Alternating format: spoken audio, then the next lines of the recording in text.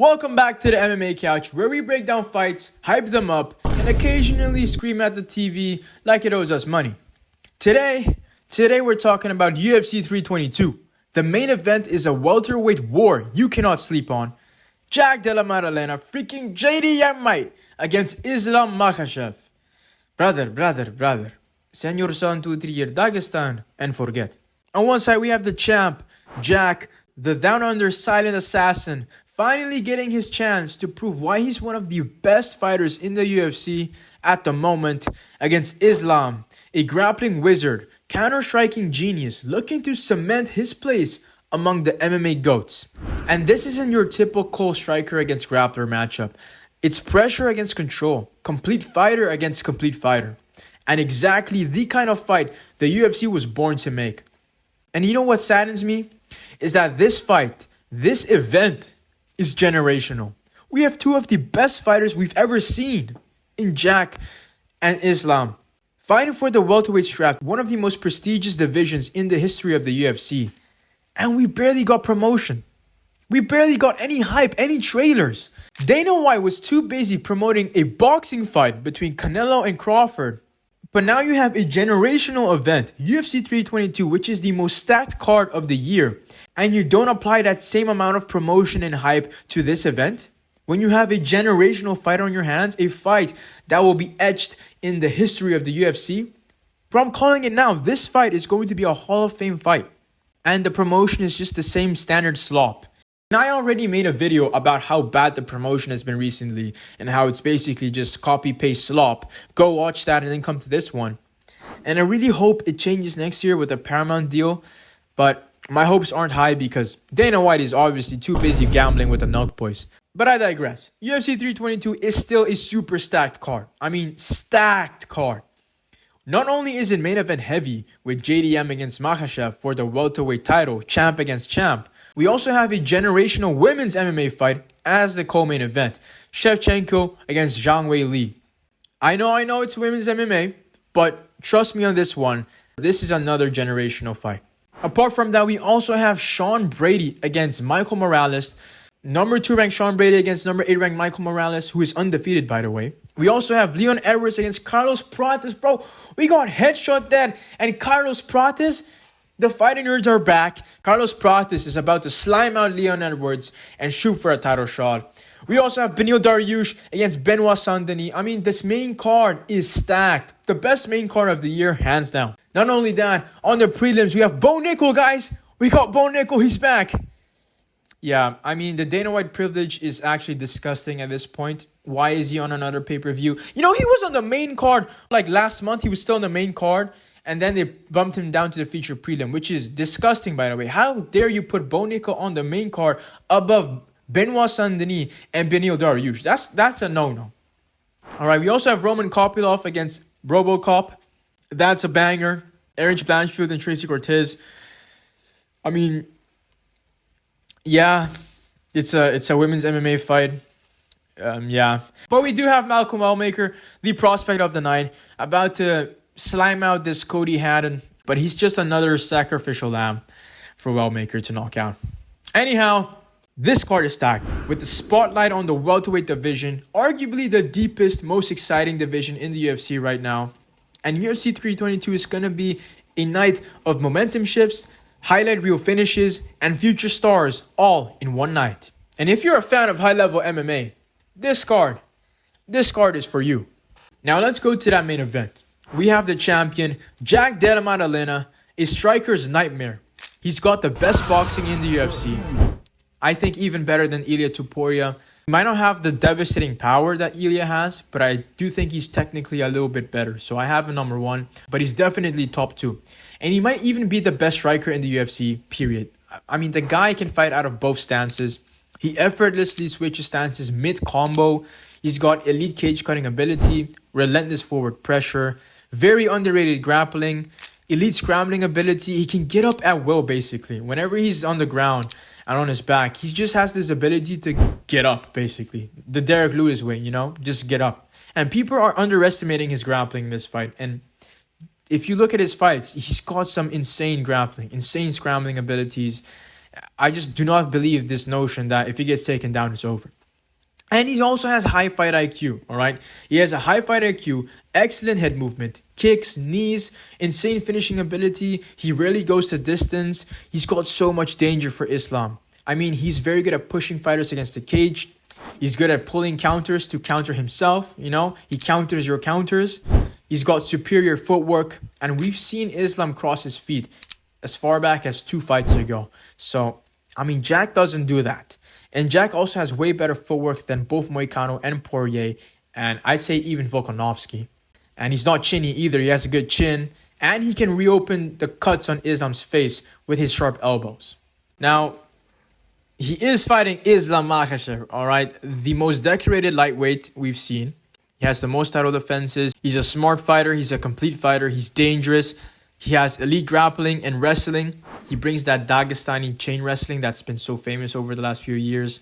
He's also an excellent counter striker. He's very safe on the feet, very defensive on the feet. Hard to hit clean because of how defensive he is. He also has very underrated head movement. People have been underestimating his striking. Just like they underestimate JDM's grappling, people are underestimating Islam's striking. And he's not easy to hit clean. Volkanovski struggled to hit him clean. Poirier struggled to hit him clean. Although Moicano did drop him. But Islam has shown in the past that he has pretty good head movement. And he also has very dangerous knees, especially in that tie clinch. He loves the tie clinch. He doesn't really use the elbows there, but he loves the knees in that tie clinch. And he's very good at using that tie clinch too to just stop the opponents. On top of that, he might have the best Darshook in the UFC right now. His last 2 fights were both finishes and both Darshook finishes. And his plan in this fight, I think, is going to be to control the fight, avoid prolonged striking exchanges, wrestle to fatigue JDM, and hunt for submissions. If he makes any mistakes under pressure, it's going to be catastrophic. Islam cannot allow himself to get backed up against the cage. If he gets backed up against the cage, he's cooked. The aspect of this fight that intrigues me the most is how they're both each other's nightmare matchup. Islam can stifle JDM with the clinch game, the wrestling game, the defensive mindset on the feet. But JDM can also crush Islam with the pressure, the boxing combinations, the footwork, the ability to bait out shots and counter them. So them being each other's nightmare matchup really makes it interesting when predicting this fight. So what are the keys to victory for JDM? Well, he needs to accept that he will get taken down. Obviously, he should look to defend the takedowns, but he should also come to terms that eventually in the fight, he will get taken down. And that's where he should look to scramble back to his feet and reverse the positions. And when he does reverse the positions, that's where he should capitalize and immediately go on the offense. Also, Islam has a very bad habit of dropping his right hand after he throws that check hook. His go-to counter is the pullback check hook, and he throws a very wide Russian-style check hook. And that is what JDM should look to exploit. That opening is there all day. The body shots. These are going to be integral for JDM. Whenever Islam is too late to counter, he likes to move back with a long guard or with a high guard. Volkanovski was able to take advantage of this in their first fight, and I expect Jack to do the same. And Jack always goes to the body in his fights. And whenever Islam shows up, I expect him to let it loose and really piece him up. He should also look to be the one moving forward. He needs to be that pressuring matador, because Islam will allow you to back him up against the cage, and Jack will need to take advantage of that.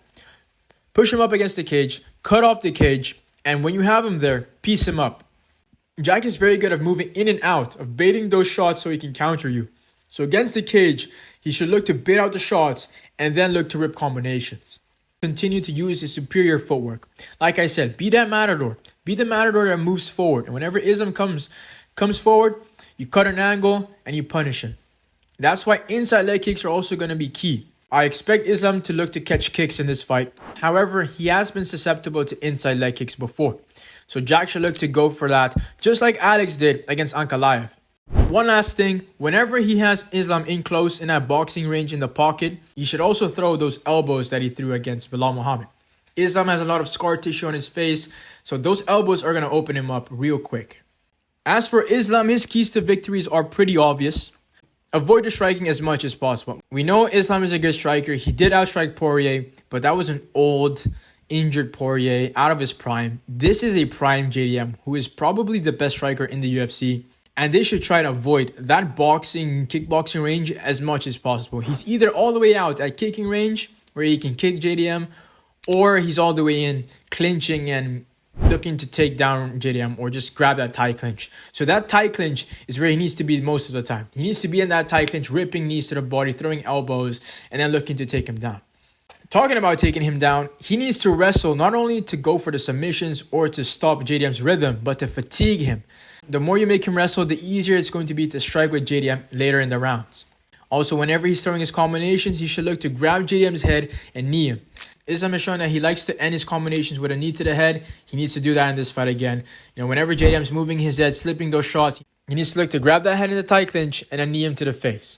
Also, when he does have JDM on the ground, he needs to be patient because JDM will cause a scramble. And in those scrambles, that is when Islam should go for the submissions. And the last thing, he needs to avoid getting backed up against the cage. I've said this multiple times already.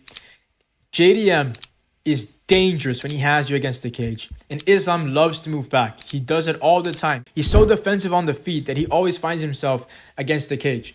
And that is a big issue against JDM. He needs to maintain his distance with the kicks and the feints. He cannot allow himself to get backed up against the cage. If he does, he needs to be quick and get out of there. Because if he stays against the cage and he shells up, he's in big danger. But again, this fight is so hard to predict because they're both each other's nightmare matchup.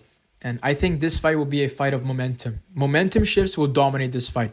I see Islam taking Jack down, getting the back, controlling him, maybe attempt a submission, fail, Jack scrambles, Islam snatches a submission, Jack escapes, and once they're upright and they're separated, that's where Jack will capitalize and really piece up Islam. Then I see Islam recouping himself, landing some shots of his own, and then going back on the wrestling. And the danger zones is what's going to give one fighter the edge over the other. The danger zone for Jack is whenever he's scrambling to his feet. That is where I can see Islam snatching that Darce choke. And if Islam snatches that Darce choke and he locks that tight, I don't know if JDM can escape that Darce choke. Likewise, if Jack puts Islam in his danger zone, which is backed up against the fence, I don't see how many of those Islam can survive. You cannot allow Jack to back you up against the cage. He will piece you up there. Islam tends to blitz forward whenever he's backed up against the cage or near the black lines, and that's just falling into JDM's game. And because I see Islam being in his danger zone more often than Jack, I'm going to give Jack the slight edge with the 48-47 decision. A very close fight, or maybe a late 5th round TKO, fighting up a weight class, first time at 170. Maybe the gas tank isn't the same. That's how I see the fight playing out. Islam will have moments of dominance, I'm sure of that. But JDM's pressure, counters, cage control, and finishing instincts, I think, give him the edge. And there you have it. It's been confirmed.